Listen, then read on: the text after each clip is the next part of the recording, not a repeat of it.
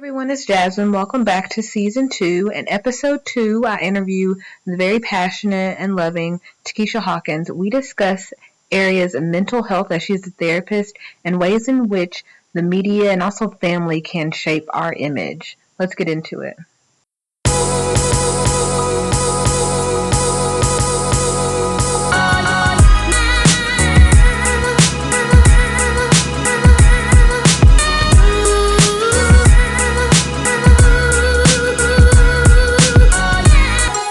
So we are here with another episode of Speak With You Seek, and I'm interviewing Keisha Hawkins, and I'm really excited for this interview. And just go ahead and give the audience just a little bit about yourself. Hello, my name is Keisha Hawkins.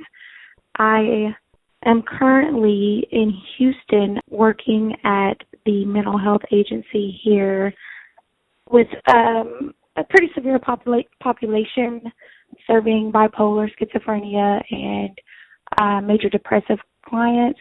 I have my undergrad in psychology from the University of Arkansas at Pine Bluff, and I just recently received my master's in marriage and family therapy. Congratulations, by the way. Oh, thank you. Mm-hmm. How is it work with the population that you work with? Because I can't imagine.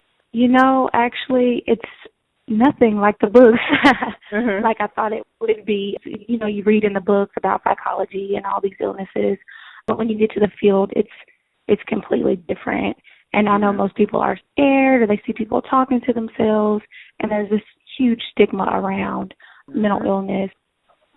But it's not bad. I actually really love working with my clients. It can be difficult at times. I won't say that it's not. But I find, a lot of joy in helping the population that I serve. I'm so glad you said that there was just a stigma around it. I completely agree. And for me, it's interesting just because I grew up and my grandmother has schizophrenia. And so I kind of experienced through effects that it had on her, just different emotions of anger that she would have and just different bouts where she would just be up and down. And so it was kind of confusing to me. Wasn't sure how people would feel about it, and I kind of didn't want to tell anybody, like somebody in my family has a mental illness, just because of what I thought people would say. Is that something that you deal with your patients? Like, do they feel a certain type of way because they may have a mental illness?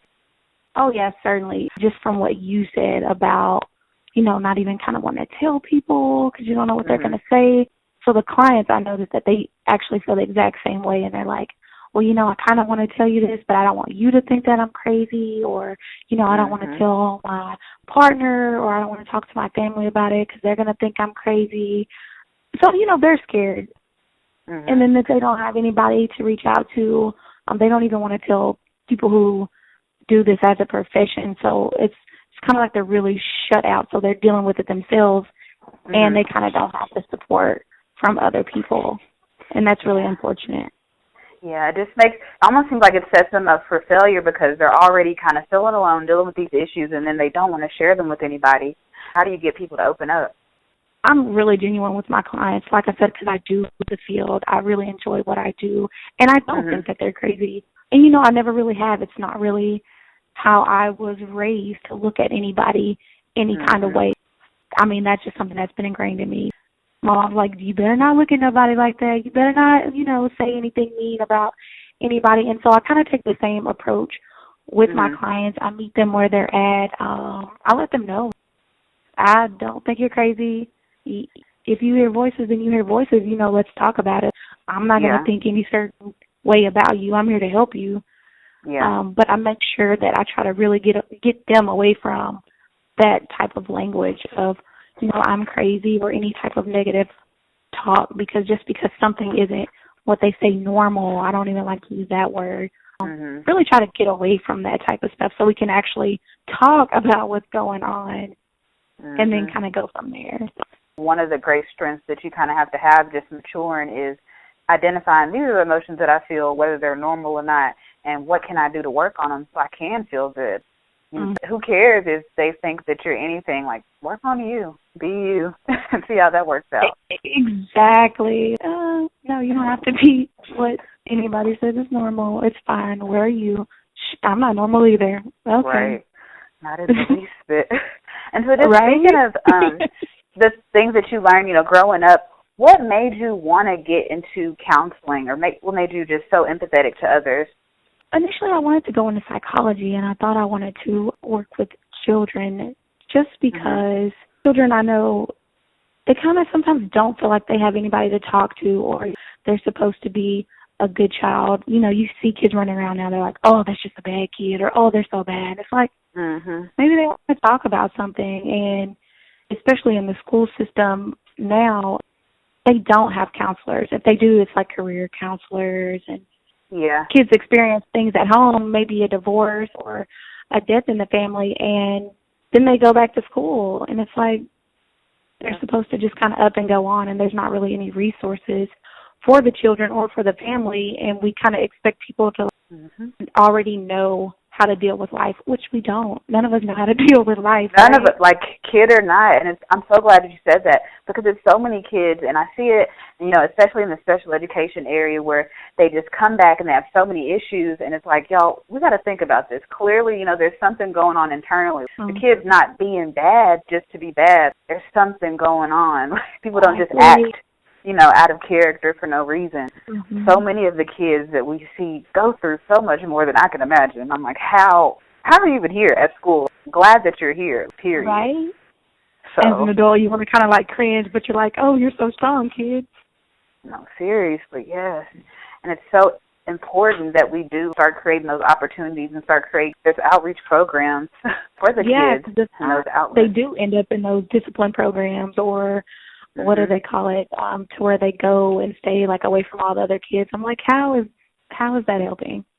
Yep. And a lot of kids, they'll end up like at an alternative school, and then like that kind of sets them up in a situation to be in a negative environment. Well, y'all are all bad. And it's like, it's not badness, it's issues that we need to deal with. It's something that we need to talk about that we're not addressing. Exactly. Yeah, definitely not character flaws. Let's talk about the situation. What is the most surprising or shocking thing that you've ever had to deal with as a counselor? Oh, most shocking. Let's see. Just for me, and I don't even know if it was necessarily the situation or if it was me as a beginning counselor, but I've worked with a lot of single-parent families, and I just had one family who had, you know, like 3 children and 1 mom, and they all came in, and I'm a new therapist, and they were all so rowdy in the therapy room, and I'm like trying to make sure I, you know, use all my techniques, and I'm like giving everybody time to talk, and everybody's expressing, and I'm like, okay, let me just be myself. These people don't need me to follow this booklet of step 1, step 2, step 3. That's not working. And so for me, that was really kind of difficult at first, especially kind of also meeting with somebody in the room who, like, okay, this could be my aunt. This could be somebody in my family. Of course, they're a little bit older than me, so I always get that question, like, do you know what you're talking about? Oh, goodness. You look like a baby. And I'm like, okay, thank you, but, you know, this is what I've been trained to do. Not to sound like that, but, you know, they do give us a lot of schooling so that I am prepared. I mean, about 7 years. I'm not just coming in here, and I'm not going to tell you what to do anyway. That's not my job as a therapist. But, you know, just to put it on me and not on the client, it is kind of tough trying to control that, but it turned out really well. That's an interesting point that you said, too, just about being young or even just looking young. Have you had a lot of clients or just any clients who didn't want to work with you because of your age or because they thought that you were too young?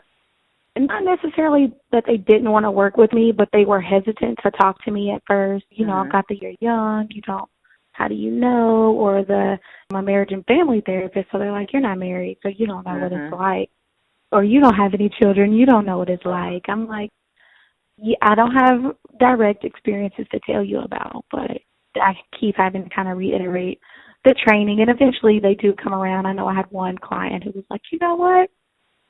I didn't know about you at first. You were pretty young, but you're all right. I was like, thank you. Well, that's right. Like, thanks for sticking around. Right? Like, so just shifting gears a little bit, and could you tell me a little bit just about your family and some of the lessons you feel like that you learned just from your mom and anybody else? Sure. So I am also from a single-parent family. I have 3 other siblings, a sister and 2 brothers. We actually grew up in a really small place to where I actually shared a room with all of my siblings. And, you know, kind of looking back now and at my own place and where I am kind of financially and kind of trying to find my own niche, you know, in the financial world, I look back then and kind of reflect like, wow, you know, we weren't really doing that great. But I never noticed as a child. I never Isn't that noticed. like the shocker? That's like it's one of the biggest shockers. I'm like, wait, you did what with what? Because I make this, exactly. And I'm like how did that work? All the parents. Oh, yeah, definitely. Like, I'm shouting at my mom on a daily basis every time I pay a bill. Like, thanks, Mom. Yeah, she just taught me so much. So, like, I didn't notice how much we kind of stretched things out or that we didn't have, you know, maybe everything that everybody else had because there was so much love. And one of the biggest lessons I would say that she taught me is to be in the moment. Like, as long as you are making it, you're all right. Love the people around you and love the moment that you're in. We can never get these moments back. Who I am today, like, I'll never be this person again. I'll never get to have this time again. And also from her, I really got the, you know, treat others how you want to be treated. And I always tell my mom this, especially in the field that I'm in. Like, I don't think I would be here if it weren't for that lesson that she taught me. And kind of just, I mean, every day, every chance she got. Like, I don't care who it is, a janitor, homeless person, mental illness, body image, male, woman, didn't matter. You respect them, you say yes, ma'am, you say no, ma'am. And that has really, really guided me, you know, in a lot of aspects of my life. What are some of the ways that you make sure that you as a counselor are healthy and can go in and be able to provide the advice or just the direction for others? Oh, in this field, they constantly stress to us self-care, self-care, self-care. And so, you know, I do a few different things. I love my blues, so, you know, I can come and I can chill out to my blues. I used to work out a lot before I moved, trying to get back in the rhythm of that. I do all kind of things. Like, I like randomly color. That's a stress reliever. You said you do? Yes. I used to have, like, one of the activities in my classroom was color, and I was like, I don't know if the kids know, but this is kind of for me. For me. Love color, and it is very relaxing. Yes, same here. You know, I love it. You know, I don't tell too many people that, but, you know, it is really relaxing. You know, just some things like that, cook a little bit. And when I come home, I always make sure that I go hike on Petty Jean Mountain. Love it. It is the most relaxing thing ever. Petty Jean is beautiful. I just can't take the drive, honestly. I get terrified every time. And I want to go up there so often, but I'm just like, I can't. I was like, when will I be old enough to not be afraid to drive up here? I can't do it. Because I'll be like looking off at the scene. Yeah, see, I do the same thing, but I'm like hiking on the trail and I have my nieces with me, like trying to be like, okay, I'm not scared to go this way. Let's try it. Trying to be like an adult and stuff, so. Yes, so that if I did it in front of my niece, I think I could make it, because, Exactly, can't be afraid of her. Exactly. Yes. With the nieces, you'll be fine. Yes. And just speaking of the, influence of women and how we can have, just a greater influence on our nieces, and how do you feel that different things like social media and television have just on the influence of women and how we feel about? I think social media has a huge impact on just women in general. I used to didn't kind of pay attention to it as much. I'm much more cognizant now of what's going on in the news and on television. I think it's changing a little bit, but not still where we should be. I mean, I don't want to get into the politics of it, but it's not been that pretty lately, and I've even heard my niece make a statement about, kind of being a woman and kind of what it means. Like, I don't know if it's okay to be a woman because of, the different rape cases and things like that going on. And so, like I said, I think we're more aware of it now, but I also think that we are taking a turn and more women are standing up and saying, you know, like, we don't have to body shame each other. I mean, there's just meme after meme, and, you know, either they're talking really good about a woman because of how she looks physically, or they're talking really bad about her because of how she looks physically. And then we have the skin tone that comes into it, or, you know, you're too light. I want me somebody, you know, an exotic girl, or y'all are too in love with the exotic girl. Give me a really fully natural girl. Or then there's the weave and the makeup and the lashes. And I'm like, you can have it all, or you can have nothing at all. It is so much pressure, like, because you're never going to get it. You know, you're never going to be exactly what everybody else wants. So why try? Right? Yeah. That's so true. And it's interesting, because even, like, just with the body image that's been promoted a lot just growing up that you see on TV, was just a lot of women trying to enhance their breasts and just trying to enhance their breasts and really trying to enhance anything just to look like, you know, a specific image. Make the butt big. Yes, yeah. And it's so interesting because I can remember a time when I was very concerned when I was younger about the shape of my body. And I was like, oh, I need to work out to do this. And like at a moment it clicked for me, like, this is stupid. My body looks how it looks. I appreciate it. I'm glad it works. Like, right? Moving forward in life. I'm just glad my body is alive and here and I can get up and move. But I mean, like you, I kind of was the same way growing up. Definitely just over concerned about weight, how I looked, how other people looked at me. Are they looking at me when I walk by, type of thing. And now I'm just like, you know, if you don't like it, don't look. If you do, I mean, good for you. Either way, you know, I feel good about it. Right. And yeah, and that's really all I need. How do you feel like we as women can guide those younger girls into accepting themselves? Oh, I definitely think that it definitely starts at home. Just kind of repetition of things, you know, constantly, which all of our kids need, you know, boys and girls, but specifically talking about girls now, constantly tell them, you know, that you are beautiful. Like, it doesn't matter, because also one of my nieces has more coarse hair and the other one is not as coarse, and one's more curly and one's a little bit more straight. I'm just like, you know, it's yours. Like, that's what makes you special. And just to continuously tell them that, like, you're beautiful. I love your hair. You know, you're smart. Like, constantly telling them all the things that they have going on. And then ask them if they have any questions. I constantly ask my niece, you know, with anything going on at school, anything you want to talk about with your friends.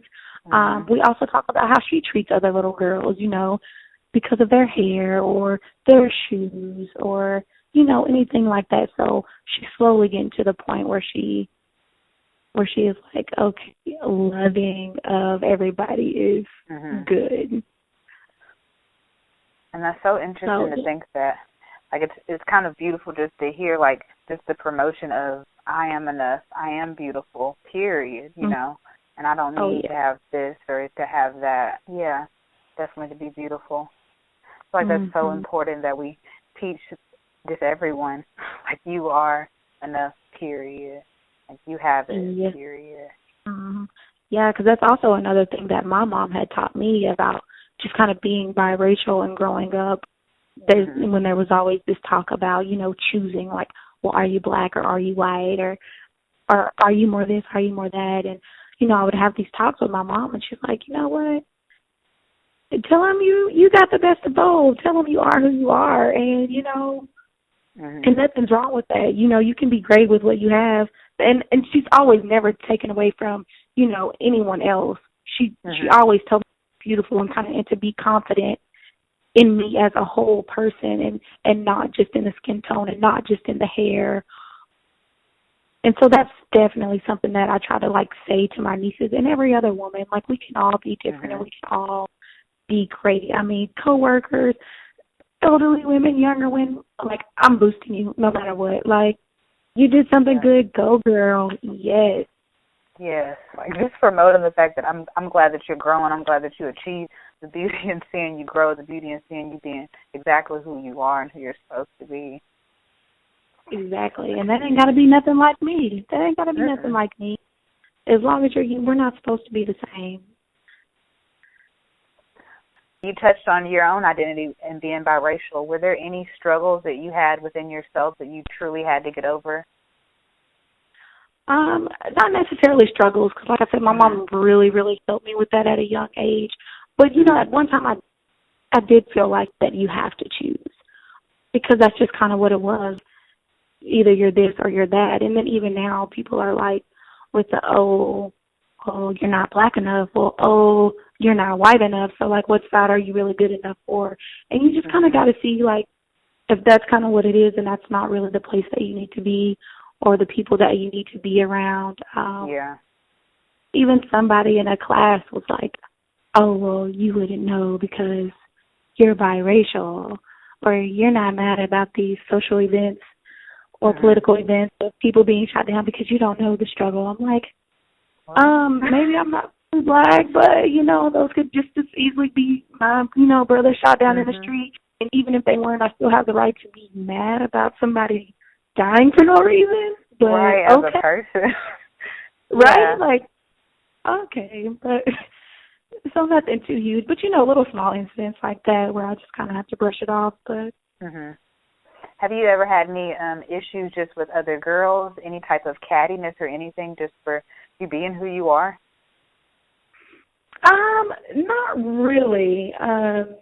Maybe growing up some, which I don't really remember much of. And, of course, like beginning college, there are these, side-eye glances or she thinks she's cute because she's light-skinned. She thinks she's cute because she got good hair. I'm like, all right.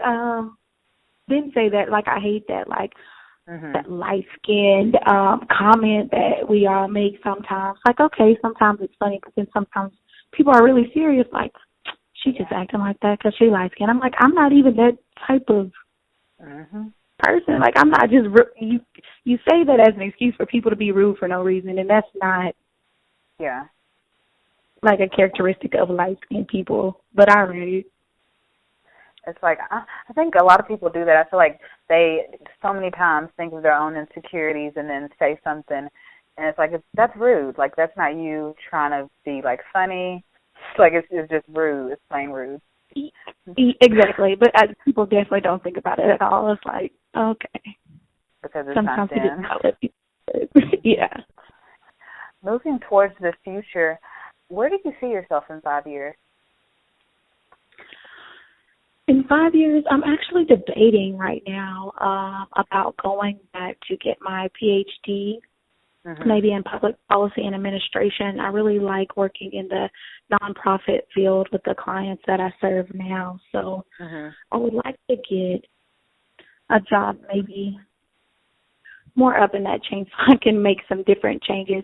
We're not always client-centered whenever it comes to mental health services.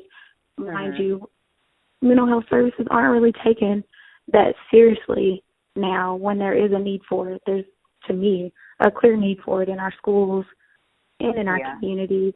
So kind of get that higher degree, maybe elevate myself, do some grant writing, and just kind of advocate more for those mental health services is really where I would ideally like to be. And actually kind of maybe do some private practice and actually do marriage and family therapy would be nice. But this nonprofit field, somewhat of a calling. I work well with my clients, and everybody doesn't have those types of experiences whenever it comes to working with the population. So I don't want to leave it just yet. What do you feel like was one of the most influential or positive moments of your life?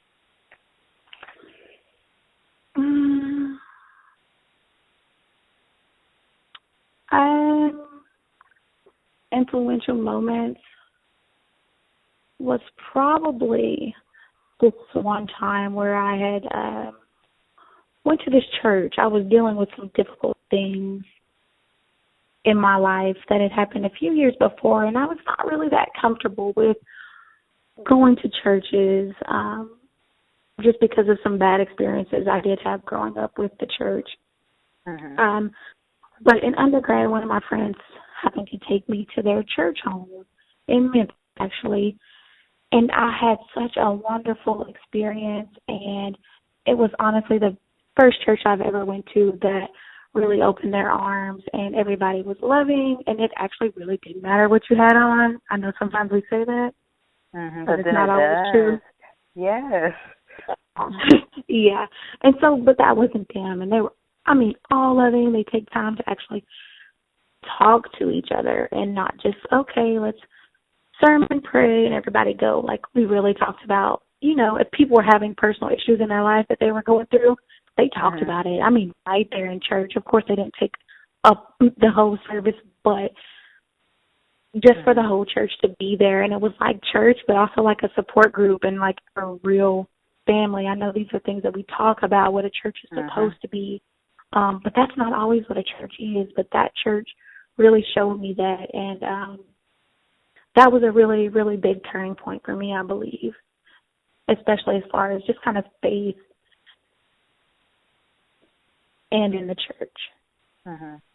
Yeah. I feel like it's funny, but I feel like definitely God will give you just those opportunities to just show you that there is some good. There are people that are doing right. There is, there's growth and there's change, and there are the light things that we need in this world, even when it seems like there's so much going on. That's very true. Because it can be easy to lose sight of that light or to have faith whenever so many horrible things happen. They can still make you sad on a daily basis, don't get me wrong. But like you said, he has a way of showing you that, like I'm still here, Yeah. And that was just an overall, just a life refresher for me. It's so funny, too. Do you ever have clients or just people that come in and they feel like things have happened to them because of something that they did? Oh, yeah, all the time. And I see that a lot, too. And I feel like sometimes that's what's being preached to us, too. Like, oh, you're not doing this right. You're going to be punished. Or, oh, you're not. And I really, really don't like that. Yeah. That's really a pet peeve of mine. Like, no, we're all not getting punished. There's not a tally mark. Like, don't tell people that. Yes. This isn't your card getting pulled. Yes, most definitely. Right? Like, every day. Like, don't. Stop preaching that to people, please. But I feel like I would definitely have to agree. I feel like that's one of those ideas that might be just taught growing up. And, like, it just made me think about just even one of my experiences where when I had first gotten sick and I was like, oh, my gosh, like, what did I do? Like, what in the heck? Like, and I was just thinking for a little bit, like, no, I didn't do that. Like, what did I do to get this sick? And, honestly, I had to come to that point where life is going to happen. And it's not something that you did, like, this is life. And, like, you can be happy or you can keep questioning why this happened. Exactly. And that's a good point that you made, because we do have a choice. Life is going to happen whether we like it or not. Either we're going to sit and be mad about it forever, or we're going to, do what we have to do to deal with life at that moment and still try to enjoy it at the same time. What advice would you give to people after they've experienced something very traumatic and they are accepting it? Like, what would you just say to them just to move forward or just to continue living life?